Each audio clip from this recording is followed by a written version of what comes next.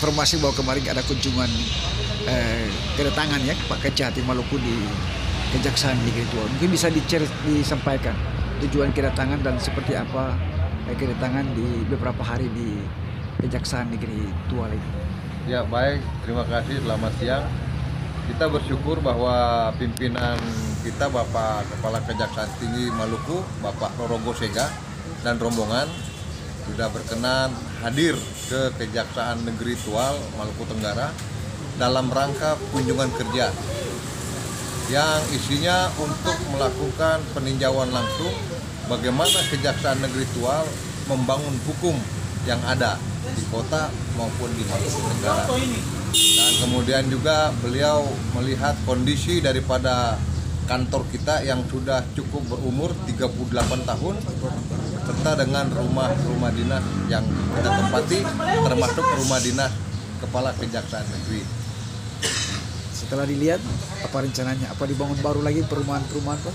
Karena ya, beliau ketika melihat beliau sangat terkejut karena memang kondisi rumah yang sudah usur 38 tahun dan beliau berharap bahwa pada 1-2 tahun ke depan dapat diperbaiki sehingga layak untuk menjadi tempat tinggal untuk simbol Kejaksaan Negeri Tual.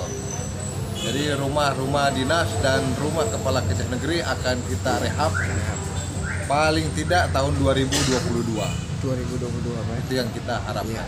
Ya, itu mungkin untuk perumahan dari pihak kejaksaan. Secara hukum seperti apa laporan dari Pak Kejari kepada Pak Kejari dalam proses penanganan kasus di wilayah Kejaksaan Negeri Tual? Ya, untuk laporan kami kepada pimpinan bahwa pada Gebiar September kemarin dari pihak Bidang Datun sudah berhasil menyelesaikan beberapa SKK yang diberikan oleh pihak pemerintah daerah, kemudian dari SKK dari BPJS, dan kemudian kita juga mendapatkan SKK dari BPJS Ketenagakerjaan. Jadi kemudian untuk bidang pidana umum kita sudah melakukan pemusnahan barang bukti baik narkoba maupun senjata-senjata tajam dan sebagainya. Dari bidang pitsus itu kita sudah melakukan eksekusi terhadap terdakwa perkara korupsi. Dari 4 yang belum kita eksekusi sudah berhasil 1 kita eksekusi. Di antaranya Pak?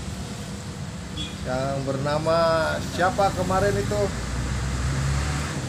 Siapa kemarin yang kita juga sedang menangani perkara-perkara yang satu bendahara daripada pemerintah di dinas di pemerintah daerah kabupaten itu akan sudah masuk dalam tuntutan.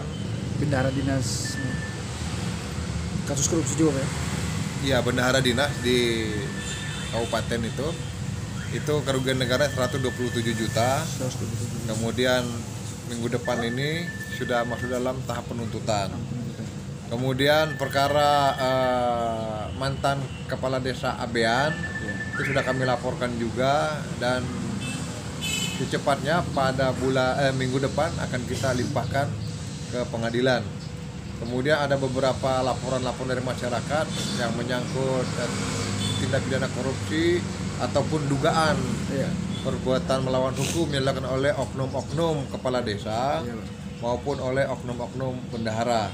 Ini tetap laporan tersebut kita tindak lanjuti, yang mana kita sudah laporan tersebut kita kirimkan kepada APIP Inspektorat di Pemda Kabupaten maupun Inspektorat yang ada di Pemda Kota. Dan laporan hasil pemeriksaan yang sudah dikirimkan oleh pihak inspektorat sudah kami tindak lanjuti. Kemudian dari pihak intelijen juga demikian, kita melakukan koordinasi dengan berbagai pihak agar perkara-perkara korupsi ini dapat kita minimalisir. Kemudian dari bidang pembinaan, ya kami membangun tanpa baku dapa ini sebagai sarana untuk berinteraksi antara masyarakat, LSM, teman-teman wartawan, OKP siapapun juga boleh datang berkumpul di Tanpa Baku Dapa ini, kita bisa sharing, tukar pikiran maupun memberikan masukan-masukan agar Kejaksaan Negeri Tual dapat lebih bagus lagi dalam menerapkan hukum sehingga keadilan dan kemakmuran dapat lebih cepat tercapai. Untuk masalah dugaan dana korupsi desa Pak ya, cukup banyak laporannya. Bagaimana komitmen Pak Kejari dalam memberantas ini laporan-laporan masyarakat? Ya, terima kasih. Pada dasarnya itu adalah tugas kami yang diberikan oleh negara. Jadi semua laporan-laporan masyarakat harus kita tindak lanjuti. Tetapi semua itu dapat kita teruskan kalau kita mempunyai bukti-bukti yang cukup. Jadi kita tidak boleh memaksakan kehendak. Kalau memang tidak ada bukti, tidak ada saksi, kita tidak bisa melanjutkan. Artinya bahwa masyarakat melaporkan kalau dapat dengan bukti-bukti Pak ya? Ya, saya dapatnya dengan bukti, tapi bukan berarti kalau tidak ada bukti tidak boleh melapor. Nah, karena itu sebenarnya tugas-tugas untuk mencari bukti itu adalah tugasnya kami, pihak kejaksaan. Namun kalau memang memiliki bukti-bukti, ya itu lebih bagus sehingga kami bisa lebih ringan pekerjaan kami. Ya, mungkin harapan Pak Kejari kepada masyarakat di kedua daerah ini dalam hal penegakan hukum, kiranya mari sebagai mitra masyarakat dengan kejaksaan dalam memberantas korupsi di kedua daerah. Ya, baik.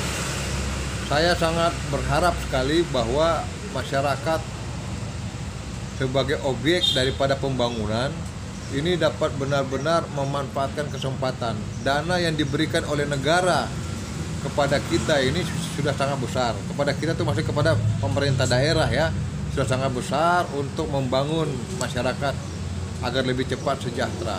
Oleh karenanya masyarakat harus berperan aktif mendukung pihak kejaksaan maupun pihak-pihak aparat penegak hukum lainnya agar penegakan hukum terutama di bidang korupsi ini dapat lebih terlaksana dengan baik.